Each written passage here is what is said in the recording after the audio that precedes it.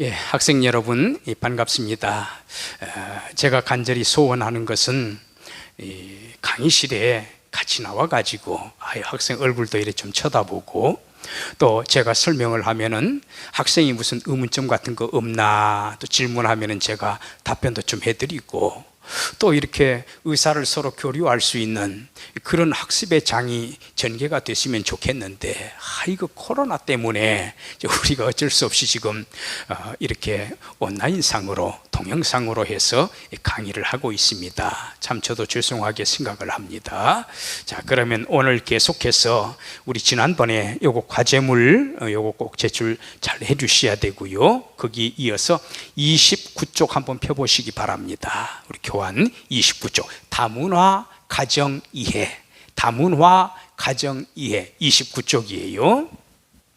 자, 여기 다문화 가정, 자, 화면을 조금 키우겠습니다.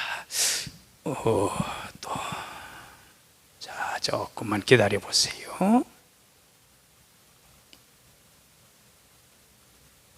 자, 여기 다문화 가정 지원 그래가지고 다문화 가족은 2017년 여가부 관할 하에 여성가족부가 되겠습니다. 지자체에 유임을 해서 운영을 하고 있으며, 전국적으로 217개의 다문화 가족 지원센터가 있다. 그래서 여기에 다문화 가족 지원센터 217곳이 있고요. 또 여기에 하나 더 추가해서 살펴볼 부분입니다. 이 다문화 학생인데, 이 다문화 가정에 속해 있는 학생인데, 이 학생들을 위해서 학교에서도 나름대로 후원을 해주고 보살펴주고, 또 그 다음에 다문화 교육 지원센터가 있어요. 여기에서도 이렇게 지원을 해주고, 이렇게 양면적으로 지원을 해주고 있습니다. 이제 학생들에 대해서는 좀 이따가 자세히 제가 또 설명을 드릴 기회가 있습니다. 자, 다문화 가정 지원해가지고 이거는 이 경상남도 창원, 글씨가 조금 겹쳐 있네요. 경상남도 창원의 사례를 제가 좀 예를 듭니다. 2011년 2월부터 운영을 하고 있는데요. 창원시 마산 건강가정 다문화 가족 지원센터 10월 프로그램 안내문, 그래서 1월, 2월, 3월, 4월 해가지고 월별로 이 프로그램이 있는데, 이제 다문화 가정인 경우에는 그거를 홈페이지를 방문해가지고 살펴보고, 여기 좋은 프로그램이 있네, 나 여기에 참가해가지고 좀 교육을 받고 싶다, 나도 여기에 동참을 하고 싶다, 그렇게 신청을 해가지고 받을 수가 있는 겁니다.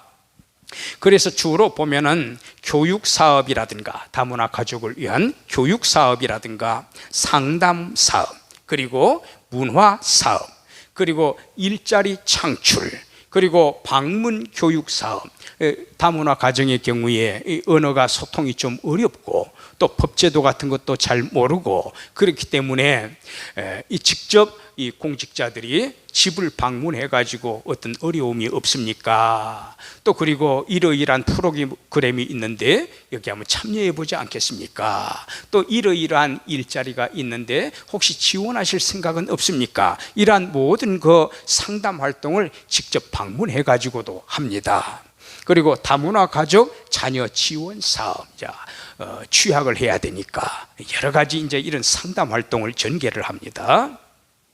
자, 예를 들어서 몇 개만 제가 소개를 해드릴게요. 내용이 많기 때문에. 여기에 보면은 스마트폰으로 만나는 재미있는 세상, 그래서 5월 26일부터 12월 29일까지 13시부터 16시까지 이렇게 하면은 여기 신청을 해가지고 참여를 할 수가 있는 거예요.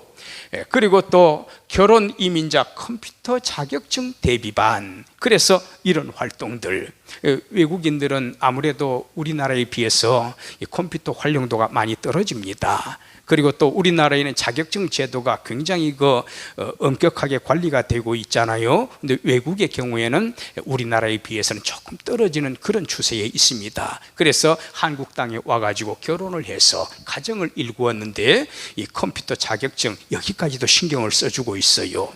그리고 또 다문화 가족 자녀 성장 지원 사업. 그래서 이거는 이제 학령기 자녀 취약에 관련되는 거지요. 이거를 이제 잘 설명을 듣고 나서 우리 아이는 지금 몇 살이구나, 언제쯤 초등학교에 들어가야 되겠구나, 이런 모든 계획을 세울 수가 있습니다. 이런 기본적인 인포메이션을 이렇게 어머니들이 주로 대상입니다. 외국인 어머니가 많으니까. 그래서 이런 정보들을 제공을 해주고, 그런데 또 파파 클래스, 파파 아버지잖아요. 다문화 가정 아버지, 주로 이제 우리 한국 사람이 되겠습니다.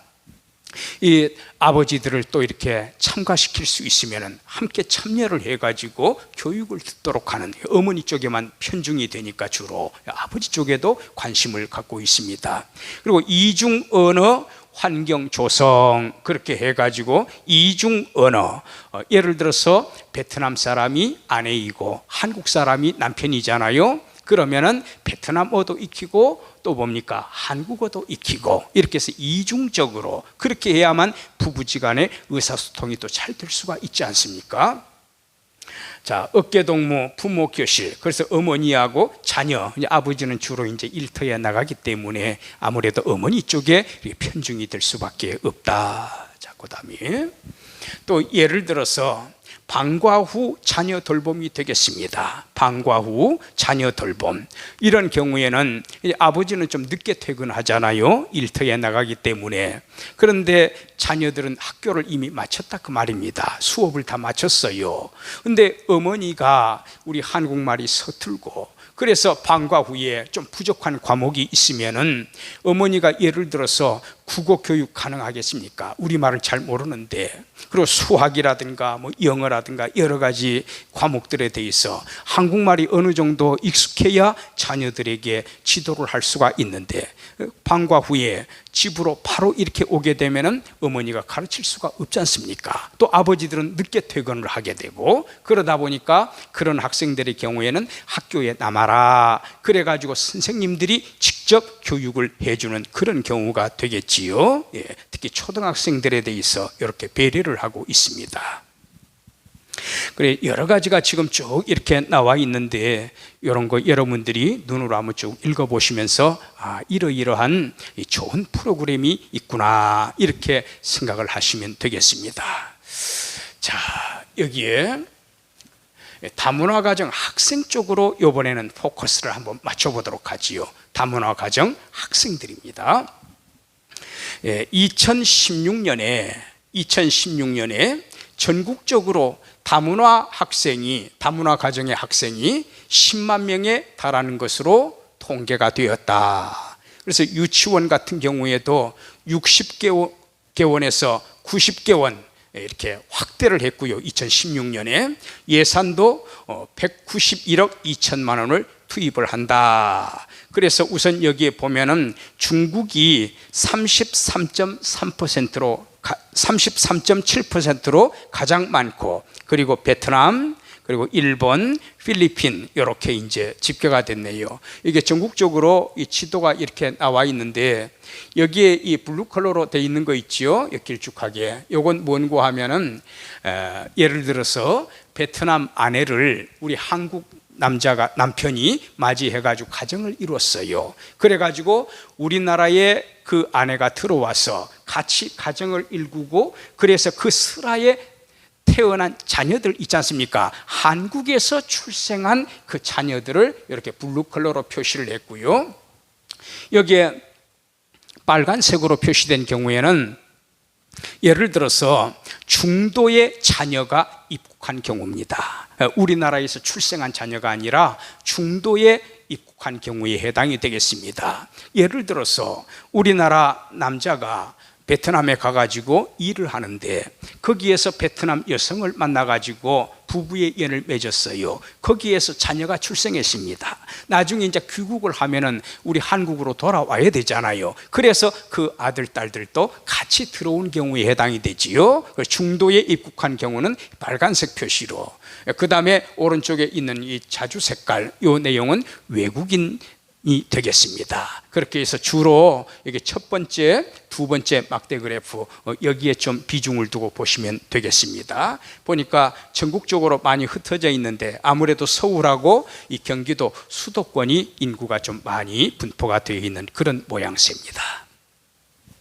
자, 그러면 다문화가정 학생 지원 그래가지고 교육과학기술부에서 2006년에 다문화가정 자녀 교육 지원 대책 그렇게 해가지고 이 법안을 마련을 해서 지금 지원을 해오고 있는데 주로 하는 일이 뭔고 하면은 다문화가정 학생의 교육 격차를 해소해야 되겠다. 그래서 나중에 이제 좀 살펴보겠습니다만은 이 외국인 다문화 가정 그 부부지간에 출생한 그 슬하의 자녀들 있잖아요. 어머니가 한국어가 서툴어요.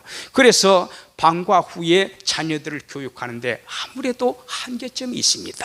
또 그리고 중간에 입국을 한 그런 자녀들이 있지 않습니까? 우리나라에서 출생한 아이들은 그래도 괜찮은데 중간에 입국한, 중도 입국한 학생들, 아이들이 있잖아요. 이런 경우에는 우리나라 학생들을 따라가기가 어려운 거예요. 그래서 시험을 쳐도 주로 하위 그룹에 포진이 되어 있습니다. 이제 대학 같으면은 학사 경고가 나가는 그런 셈이 되는 거지요. 그래서 학생 간에 우리나라 학생하고 다문화 가정 이 학생들 간의 교육 격차가 너무나 심각하다. 그래서 요거를 해소해야 되겠다. 그다음에 다문화 가정 부모의 역량 강화. 근데 이제 아버지는 이제 일터에 나가서 늦게 귀가하는 편이고 어머니는 한국어가 서툴고 그래 자녀들을 이 추수 지도하는데 또 방과 후에 지도하는데 한계점이 있다 그 말입니다. 그래서 이런 점들을 업그레이드를 시켜야 되겠다. 그 다음에 다문화 교육 기반 강화 및 다문화 이해 확산. 그래서 대충 이 내용들을 보면은요 기초를 철저하게 다지는 그런 작업에 총력을 기울이고 있다. 이게 시간은 조금 걸리지만은요 이제 5년, 10년 시간이 흘러가면은 차츰차츰 안정화가 될 겁니다. 그래서 비교적 장기적인 안목으로 이렇게 마련을 하고 있다. 이 교육이라고 하는 게 뚝딱뚝딱 해가지고 하루아침에 되는 게 아니거든요. 이게는 많은 시행착오가 있기 마련입니다. 어쨌든 이 교과부에서 참 좋은 내용을 이렇게 좀 실천을 하고 있습니다. 자, 그러면 다문화 가정의 중요한 핵심 과제가 뭐냐? 이제 이런 내용은 제가 교수님들의 훌륭한 논문 있잖아요. 이런 데서 이제 발표를 해온 겁니다. 자, 무엇보다도 한국어가 가장 절실하다. 그리고 기초 학력을 향상시켜야 되고 기초 부분이 떨어지다 보니까 초등학교 때는 큰 차이는 안 나타나도 기초 역량이 떨어지다 보니까 중학교 올라가 가지고는 차이가 나는 거예요. 중학교 졸업하고 고등학교 올라가잖아요. 점점점 격차가 심화가 되는 거지요. 그래서 기초 학력 분야를 향상을 시켜줘야 되겠다. 그리고 또 외톨이 학생들이 얼마나 많습니까? 우리 지난번에 그런 공부했지요.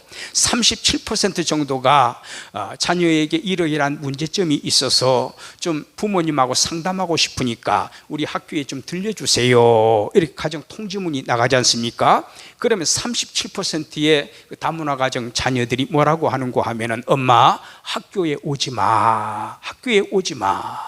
그만큼 외톨이가 되어 있다라는 의미가 되는 거지요. 어머니가 외국인이라는 그 이유 하나만으로 다른 친구들한테 따돌림을 당한다 그 말입니다. 바로 이러한 안타까운 현실 우리가 먼저 자성할 줄 알아야 되고 이거를 극복을 해야 되겠습니다. 그 다음에 학생의 능력 제고와 사회 적응에 초점을 둔다. 거의 비슷한 내용이라고 보시면 되겠어요.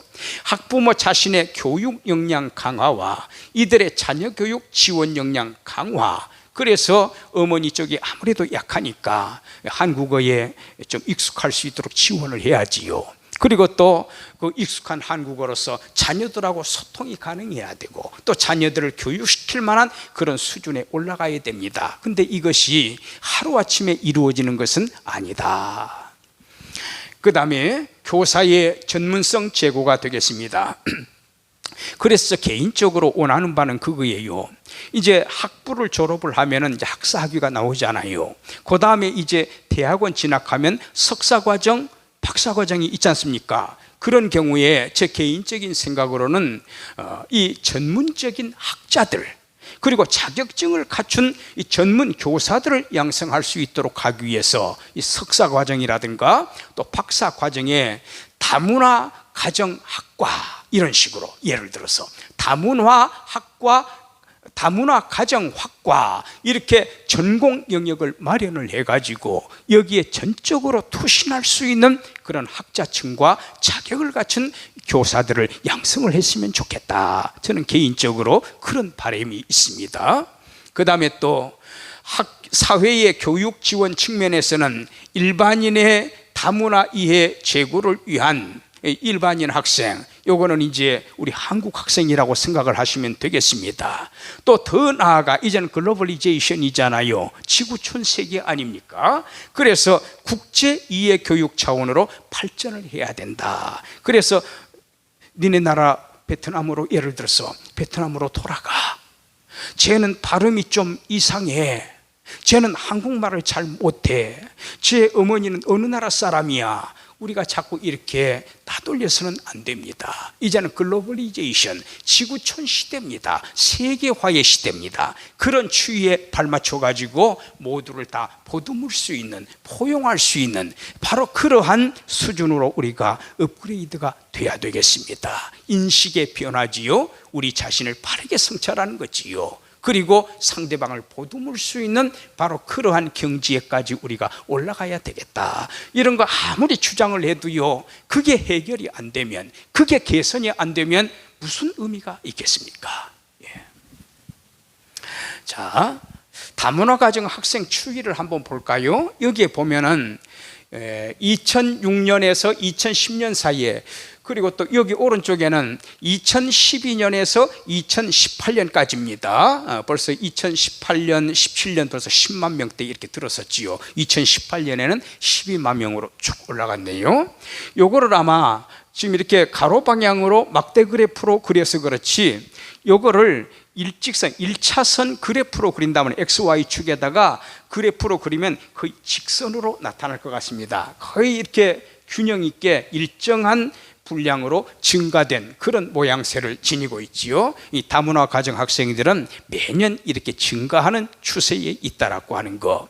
그런데 여기에서 이 부분을 잠깐 한번 보시기 바랍니다. 이 다문화 가정 학생의 취학률, 2012년에서 14년까지 취학률, 초등학교에 진학할 나이가 되면 진학해야 되잖아요. 또 초등학교 졸업하면은 중학교 올라가야 되지요. 또 중학교 졸업하면 고등학교 진학을 해야 되지요. 이런 취학률 면에 있어서 이거는 초등학교인 것으로 제가 알고 있는데 94% 정도에 해당이 됩니다. 그래서 94%가 취학을 하니까 굉장히 이거 비율이 높네? 우리는 그렇게 생각을 할 수가 있지요. 그런데 문제가 굉장히 심각합니다. 뭔고 하면은 초등학교까지는 어느 정도 94% 많이 올라갔는데, 그 다음에 초등학교 졸업하고 고등학교 진학하고, 중학교 진학하고, 중학교 졸업하고 또 고등학교 진학하잖아요. 여기에서 이탈자가 굉장히 많아지게 됩니다. 나중에 고등학교쯤 진학하면은요 30여 %밖에 남지를 않습니다. 10명 중에 7명은 좌절해버리는 거죠. 도중 하차해버리는 그런 폐단이 나타나고 있다라고 하는 거, 좀 이따 그래프에서 살펴보십시다. 또 여기에 보면은 본인이 한국어를 잘한다고 응답한 비율이 있지요. 여기 보면은 2009년에는 한 38% 정도, 2012년에는 거의 한 50%에 육박을 하고 있습니다. 그런데 여기에서 우리가 주목해야 될 점이 뭔고 하면은 왜 이렇게 비율이 낮을까? 왜 이렇게 비율이 낮을까? 아버지는 한국말을 잘하잖아요. 한국 사람이니까. 그런데 아버지는 직장에 몸을 담고 있고 또 늦게 들어오는 경향이 많고 또 자녀들하고 충분한 대화를 나누지 못합니다. 또 책상머리에 같이 앉아가지고 국어 교육을 시켜주고 수학 교육을 같이 공부를 하고 또 사회를 가르치고 이런 시간적인 여유가 굉장히 짧다 그 말입니다. 자, 그래서 그런데 부모의 어머니의 경우에는 어떻습니까? 주로 이제 가사에 종사하는 경우가 많지만 한국어 잘 모르잖아요. 또 그리고 가르칠 만한 경지에 올라 있지 못하잖아요. 그래서 자녀 자녀를 교육하는 비중은 높은데 그만한 영향력을 발휘를 못하다 보니까 결국에 이렇게 떨어질 수밖에 없다. 우리나라에서 출생한 아이라면은, 우리나라 안에서 출생한 아이라고 하면은 한국 사람하고 똑같이 한국말을 잘할 줄 알아야 되겠지요. 그런데 왜 이렇게 비율이 좀 떨어질까? 바로 그런 이유 때문에 그러하다라고 하는 거. 자, 다문화 가정 학생이 탈선을 하는데 왜 이 탈선이 많이 일어날까? 여기에 이유를 지금 5가지로 정리를 했고요. 여기에 보십시다. 다문화 가정 학령기 아동 중에 6,000명이 학교에 다니지를 않는다. 그런데 보세요, 탈선한 비율을 보십시다. 탈선의 비율. 초등학교에 진학을 했는데 아까 94% 진학했다 그랬지요.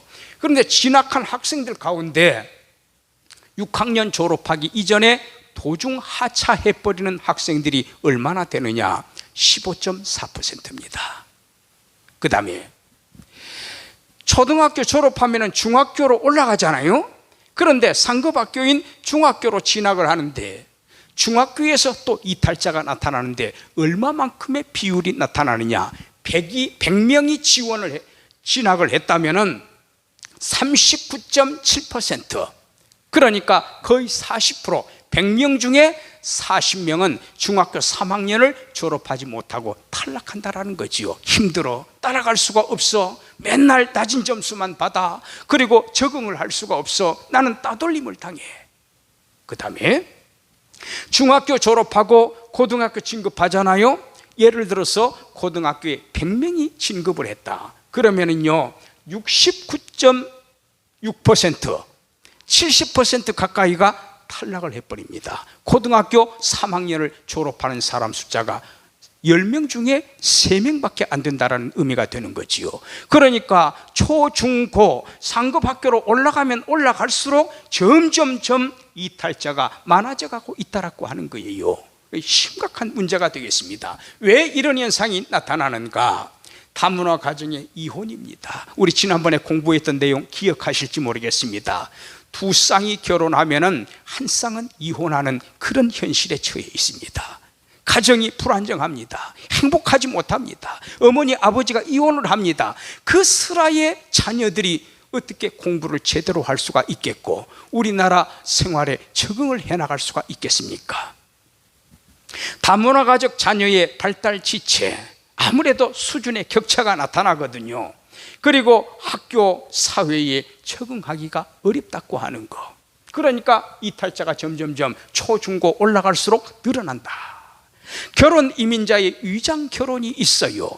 모두가 더 서로 사랑해가지고 아름다운 가정을 이루고 우리 알콩달콩 잘 살아봅시다, 행복하게 살아봅시다. 그래서 가정을 이루었다면 얼마나 좋겠습니까? 그런데 위장 결혼이 있어요. 예를 들어서 우리나라에 들어와 가지고 결혼하니까 우리나라에 들어올 수 있잖아요. 직장에 취업을 하는 거라. 그리고 남편하고는 굿바이를 선언을 해버려요.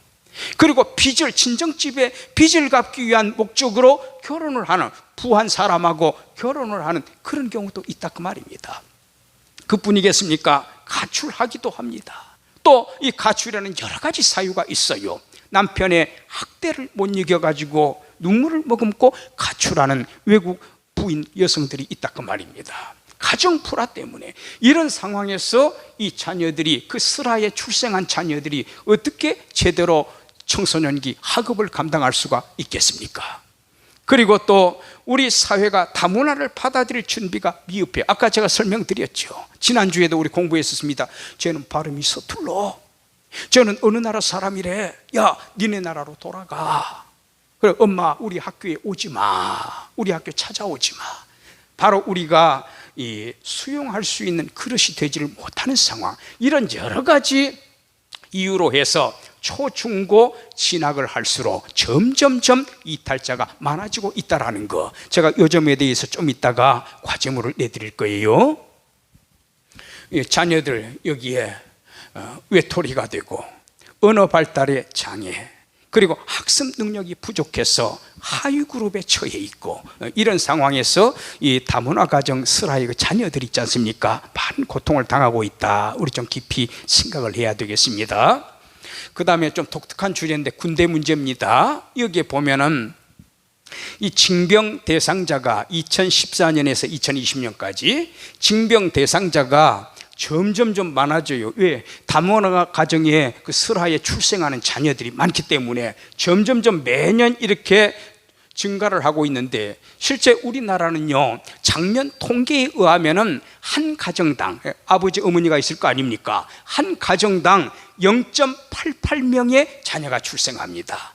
둘이 결혼을 했는데 한 명도 출생을 안 하는 거예요. 0.88명. 그러니까 인구, 젊은 층의 인구, 어린 층의 인구가 곤두박질하고 있습니다. 그래서 이대로 가게 되면은 2050년에는 군대 들어갈 사람은 14만 명, 지금 한 62만 명 정도가 되거든요. 그런데 14만 명. 근데 외국인 다문화 가정은 어떻습니까? 점점 이 선발 숫자가 늘어나게 되고 입대 숫자는 점점점 많아져 갑니다. 근데 우리나라 사람들의 순수한, 우리 한국, 말조심을 해야 되겠습니다. 순수라고 표현하면 조금 그렇겠네요. 원래 우리나라 사람들의 경우에는 줄어드는데 다문화 가정에서 출생한 아이들은 점점점 늘어난다. 이런 것들을 우리가 또 잘 대비를 해가지고 또 이 법을 만들어야 되겠고, 또 여러 가지 정책도 구상을 해야 되겠습니다. 정리를 해봅니다. 결혼과 이혼의 증가 추세, 다문화 가정에 대한 논점들, 결혼 중개업 신용보증 의무 강화, 돈벌이 생각을 목적으로 해가지고 맺어줘서는 안 될 인연을 맺어주는 이런 잘못된 결혼 중개업자들, 잘못된 불법 브로커들이 있지 않습니까? 이거 우리 크게 각성을 해야 되고 법도 더욱더 강화하는 쪽으로 정비를 해야 됩니다. 다문화 가정에 대한 수용 자세, 우리 그릇이 커져야 됩니다. 보듬을 줄 알아야 돼요. 그리고 단일 민족, 배달의 민족, 한민족, 단군의 후손, 이런 표현들은 유엔에서도 사용하는 것을 이렇게 절대로 그렇게 하지 마세요, 이렇게 권장을 하고 있습니다. 그 다음에 또 인종 차원이 아닌 한국인으로 대하라. 베트남 아내야 그러지 말고 그 사람도요, 한국 사람이에요. 우리 사고를 바꿔야 됩니다. 국가적 또 지방자치제, 여기에서 조직적으로 체계적으로 후원을 해줘야 되고, 또 일자리 창출, 또 그리고 다문화 가정 관련 공직자 전문 인력을 배치하고, 아까 제가 말씀을 드린 것처럼 석박사 과정에 다문화 가정학과, 이런 학과를 마련을 해서 전문가 또 전문학자들을 양성을 했으면 좋겠다. 우리 다음 주에는 외국인 근로자, 이제 좀 이따가 두 번째 시간 이어집니다. 자, 과제물 내드릴게요. 다문화 가정 학생들이 초등학교, 그 다음에 중학교 올라가서는 많이 떨어져요. 또 중학교 졸업하고 고등학교 진학했잖아요. 더 많이 떨어져요. 그래서 이 다문화 가정 학생들이 중도 이탈자가 많은데, 상급 학교로 진학할수록 이들을 격려하기 위한 바람직한 제도를 어떻게 마련했으면 좋겠나. 전문가의 눈을 제가 요구하는 것이 아니라 우리 순수한 청소년, 우리 대학생 여러분의 눈높이에 맞춰가지고 이렇게 해줬으면 좋겠어요. 고민해 보면서 한번 좀 정리를 해보시기를 바랍니다. 좀 이따 뵙지요.